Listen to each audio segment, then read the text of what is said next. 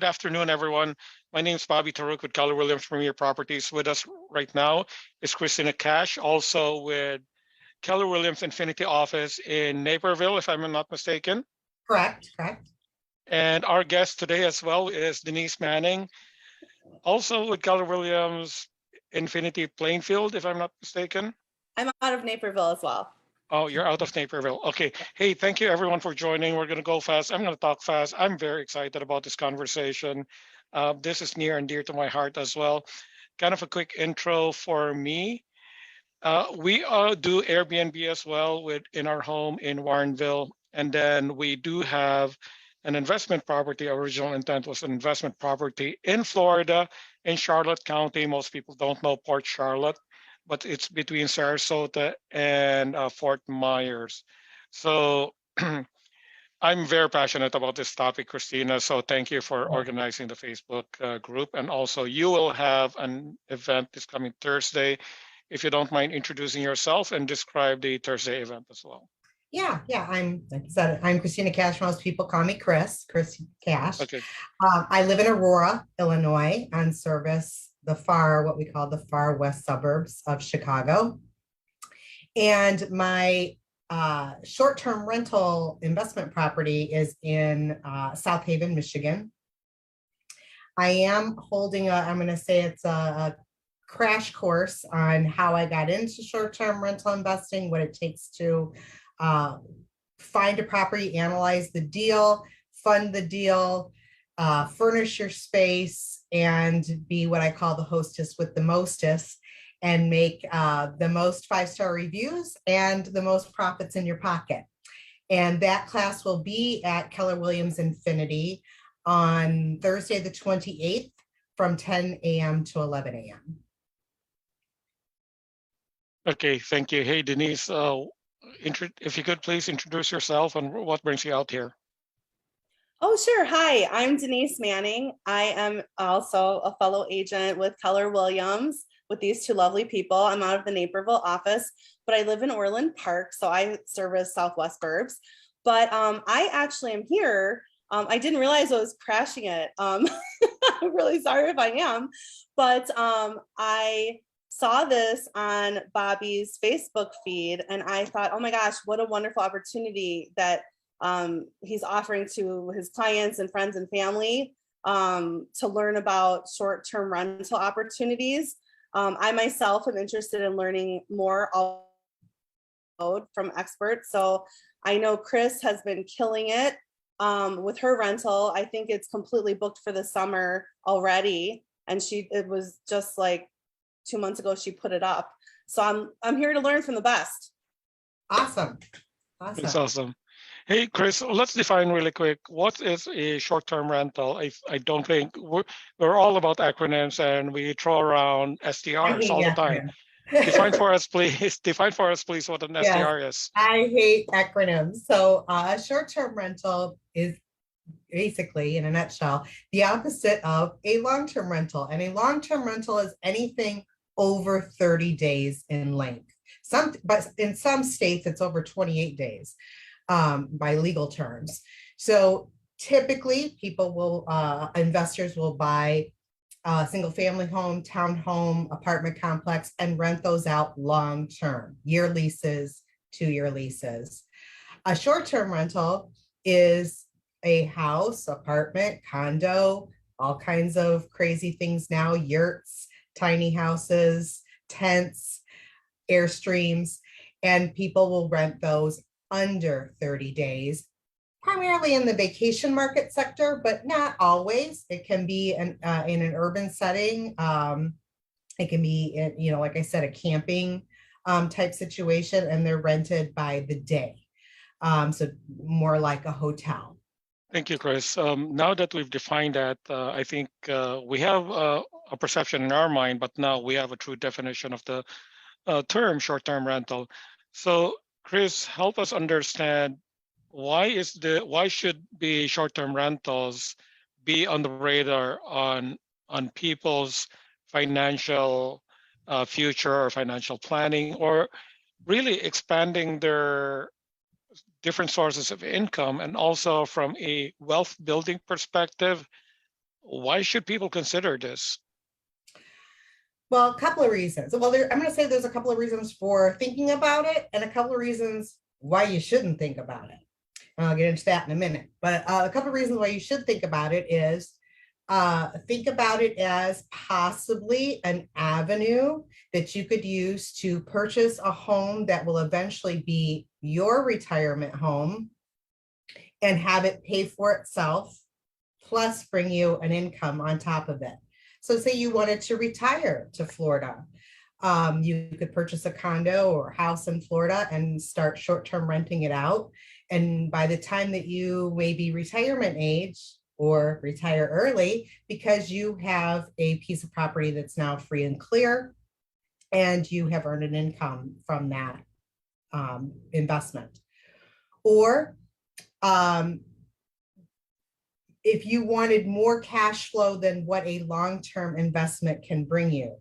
So say, you do own a long-term investment now, and some may be perfectly fine with maybe $200, $500, $800 a month cash flow from that long-term renter. Short-term rental, you can get $200, $500, $800 plus a night instead of a month in rent, which is going to be a lot more cash flow, therefore allowing you to buy another property, pay down that property, pay down your startup costs a lot faster. It's just a faster way to get to the real money in the game. You shouldn't get into short-term rental if you think that it is a 100% passive income. It is not.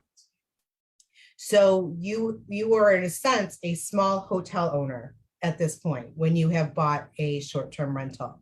So how are you going to market it? How are you going to furnish it? How are you going to put in supplies for your guests? How are you going to take care of not only what would typically be the maintenance of a property, but now you have guests that are coming in every week, every 3 days, every 2 days. That property has to be turned over and cleaned,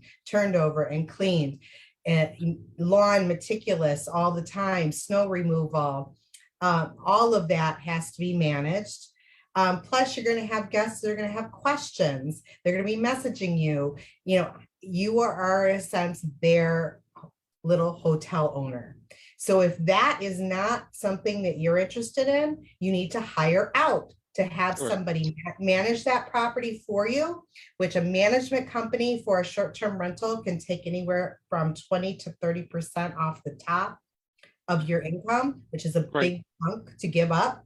Or you can hire people to co-manage your place. And what is involved in co-managing can be anywhere from you pay that person just to manage the online presence and platforms that house is being advertised on, and to answer questions that your guests may have. They typically take a little bit smaller of a cut, anywhere from 8 to 15% of your profits. Hey, Chris, thank you for that information. This is really helpful. I think people have a mistaken notion that it's pretty passive in terms of income. I want to step back a little bit. There's often a debate, there's always opposing views around this. If you could please paint a picture of us when someone considers an STR, short-term rental, is the goal equity gain or is the goal cash flow? Can they go hand in hand, or is it one over the other? What is your mindset around short-term rentals? Between those two can be opposing goals, but they don't have to be. No, I mean, I look at it for both. But I think that there are a lot of people out there that it just depends on what your life goals are. I think that there are some people right now that have one short-term rental that's maybe it's paying for itself, right? It's paying the mortgage, and it's maybe bringing them $20,000 a year in cash flow. And they're perfectly fine with that. It's a side hustle. It's a great side gig. It's great for a stay-at-home parent. Great for a retiree to have a little extra income. And that's perfectly fine. And then there's some people that, they want much higher cash flow coming in. They're buying luxury properties. And with that kind of cash flow, they're buying more, they're buying more, they're buying more. And that cash flow is coming in at more than 6 figures a year. And they're able to quit their corporate jobs and focus on, so it just depends on what your life goals are. We know, I'm sure both of us, Bobby, we know people that own 1 or 2 rentals, and I have met people that own 100 short-term rentals or more across the world. So it just depends on what your life goals are. Yep, absolutely. And I think it goes hand in hand. And Denise, please jump in if you have any question for Chris. I think it goes in hand in hand where our tolerance level around risk is. So it truly, one person will not have the exact same goals in essence with another person. So it depends. And I think it goes hand in hand again with the level of risk that we can tolerate. Right. So let's talk about risks and rewards really quick. So we talk about rewards. You can have cash flow. You can have tremendous cash flow. It can replace a person's full-time job. There's a lot of work granted around it, and you've alluded to that earlier. Let's talk about the risks shortly. What are the risks that people should be aware of in terms of they dive in or even consider going into short-term rentals? What are the risks that people need to be aware of? Even just high level, don't have to be in details. Yeah, a couple big risks. One is a lot of cities, townships, counties are putting into place rules and regulations around short-term rentals. So you really need to do your homework. And even if you do your homework, those rules can change at any time in the ballgame. So they could, a city or township could all of a sudden decide to say no more short-term rentals. And maybe you're grandfathered in because you were operating, and maybe you weren't. And they're going to cease and assist you operating as a short-term rental. Then you would have to look at, okay, can I sell that property? Or can I turn it into a long-term rental and start renting it out for 30 days or more? That's an option, but it's still a risk. Then you also have oversaturation of markets. And some people's views on this are different than mine, but when you're looking at, say, an Orlando market, around Orlando, there's 37,000 short-term rentals in the Orlando and surrounding market. To me, that's an oversaturation, and you are fighting for competition. You're either dropping price or you're trying to make your place look more spectacular than the next person's place, therefore putting more money into it. So investing in the right market, so it's not so risky, not so much competition, I think is important. But my level is, it's really not a risk. To me, a piece of real estate is always a piece of real estate. So you can always sell it. Absolutely. Mm-hmm. I think the biggest risk, and I don't think anyone was able to foresee it, of course, was COVID. Yeah. 2020, we had 0 booking with our Airbnb. So that's definitely a risk. So but then there was that huge uptick in 2021 where people surged and went to them because they could work from anywhere. We had that big surge of everybody working from home. So people flocked to Airbnb. I hate calling them Airbnbs because not everybody is on Airbnb. Right. But I think we all it's almost like calling it a Kleenex. There's Airbnb, there's Vrbo, there's booking.com. People book on their own website. But everybody knows what we're talking about when we say Airbnb. Right. But people flock to Airbnbs to work during the pandemic, to just have a change of scenery, a different place to go. You're going to be locked up. Okay, let's go get locked up in Florida somewhere for a little while, or Texas or California. And I think some of that trend never stopped. So there was a big, there were some corporations who decided never to send their workers back to offices. And I see it particularly in younger people who want to be adventurous and go out there and live in a different place all the time because their work is their laptop. But yeah, certainly there's been a decline since then a little bit. And I think partially too, the decline is rises in gas costs and rises in the cost to fly. You know, it's just going to make travel go down overall. Absolutely. Yep. And we are, in a sense, in the travel industry. So when the travel industry is hit, we're hit too. Absolutely. So I like to do my numbers when I was, and believe me, I researched this for almost 2 years before I bought my first property. I probably overanalyzed it. I like to do a spreadsheet based on the worst case scenario. So whatever the numbers said for a city, even occupancy rate and what the average nightly rate was for an area, I bumped it down.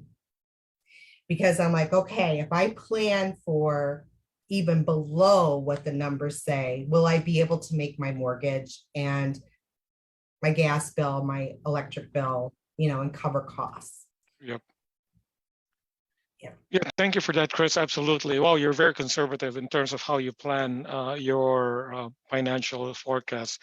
So my next question, Chris, is I know you're not a lender, but give us some insight on how people can fund their STR, if you have any idea around that. Yeah, there's a few different ways. We, for this being, you know, when we purchased this year, it was our first one, my husband and I. So we had enough equity in our current home that we could at that time refinance our current home that we live in and take a cash out. And then with that cash out, we got a 10% down second home mortgage, just a traditional Fannie Freddie backed second home loan. There comes some limitations with that second home loan. First of all, we do have to use the property a certain amount of days of the year. I forget what it is now. I think it might be 28 days or something that we have to use the property a year legally. And we use it far more than that. So that's not a problem. And I'm not allowed to put that property into an LLC until after a year. So I'm kind of vulnerable this first year, I feel, of not having the full benefits of having that in an LLC, but it was the least expensive route to go. At that time, the new regulations had not come out with Fannie and Freddie's second home mortgage. So my closing costs were not astronomical and my rate was good. Now the rates are higher and there's some padding that Fannie and Freddie have done in there with fees for second home loans, but they're still great. Then there are some loan programs out there for people that if you're buying an existing short-term rental that has a track record of being a rental, that they will give you a loan based on how the performance of that rental has done in the past. Has that rental performed good enough that they can see that it will pay for itself in the mortgage and the property taxes and all of that? And they'll give you a loan just based on that, the performance, past performance. There are some private lending that you can go through, some crowdsource funding now with a lot of other investors that are looking to pool their money. So there's options out there for money besides traditional lending. But typically the banks, like the Chase banks of the world and Bank of America, they are not very short-term rental friendly. They, that would not be my first choice to go to. Smaller banks, even the local banks where you're going to be looking, they want to invest into the community. So if you personally went in like the old-fashioned way and went into the local bank that you are going to be buying your property in, they a lot of times are going to be a little bit more lenient because they want their local bank funds to stay local. Okay. So even if they weren't maybe traditionally familiar with short-term rental, they'd probably look into it for you and be a little bit of flexibility. Oh, that's something that I wasn't aware of. Yes, for second property, typically the rates are higher. That was Yeah. how we were impacted around that in the spring of this year. Yeah, I just missed it. I just missed the hike, so I was lucky. Oh, good for you. Hey, Chris, this will be my last question. If someone in thinking of Chicago market, all of the festivals within Chicago are coming back, Lollapalooza, etc. Yeah. It looks like the market, at least for Airbnb, is coming back, at least for the Chicago and the Chicago burbs, where the benefit for us is that in our home, we're pretty close to the metro station. So we get the people that want to go to the city festivals and just take the metro. But someone who's in the Chicagoland market thinking about purchasing a property mainly for SDR, be it in Oak Park or even in Lincoln Park, what should they be looking at and what should they be considering? You talk about saturation. Tell us more about what other parameters should an investor be looking at? Well, I would say the number one thing, before you even try to go through the process of calling the city to see whether or not they allow short-term rental in the zone that you're going to be buying in, Great. call the HOA, because the HOA of the building that you're thinking of looking at may have rules and regulations around short-term rental. So check there first before you even go step number 2 of finding out what the zoning laws are for the neighborhood which you're purchasing. Because Chicago is like many, many, many pockets. There's pockets that allow it and pockets that don't. There's buildings that allow it and buildings that don't. So it's a lot of research in the city when you're looking in the city proper. When you come out a little bit further into the burbs, which I think is kind of an untapped market, if you ask me. So you're smart, Bobby, being in, did you say Warrenville or West Chicago? Warrenville. Yep. Warrenville. Because there's, I think, a multiple need out here in the suburbs. One is still, like you said, the houses are close enough that people can hop on the train and still go to the festivals and the museums and things in Chicago. But we also see people that are coming in, to the suburbs to visit family for weddings, and there's not, enough space in possibly their family's homes. We have people who are buying homes and transitioning to a new one and need just a week or two to stay in between when they're moving into a new home or waiting for new construction to finish up. We have traveling nurses that come to this area a lot because we have so many hospitals. Those traveling nurses are looking for furnished houses to stay in the suburbs. So there's lots of opportunity in the suburbs. But again, each of them has their own rules and regulations, and you got to check them all out. Yep, absolutely. So much opportunities. Denise, I hope this helps you at least have a better picture of what the potential is for SDRs. I think, Chris, we're going to end right here. So much more to talk about. Hopefully we'll, well, I'm confident I'm going to learn something really new, more than one thing, learn something new from you this coming Thursday. I learn new things every week in this business. It's a blast. I've become very passionate about it. Yep, absolutely. We'll put all of our contact information in the description of this video. We're going to end right here. I know I have a million other questions that I wanted to ask you, Chris, but maybe I'll ask that in our class at the Infinity office in Naperville this coming Thursday, I believe, or the following Thursday? 28th. 28th, okay. Denise, we hope to see you as well at the Infinity office. Absolutely. Thanks for having this. It's awesome. Sure. We'll connect again. Yep. Absolutely.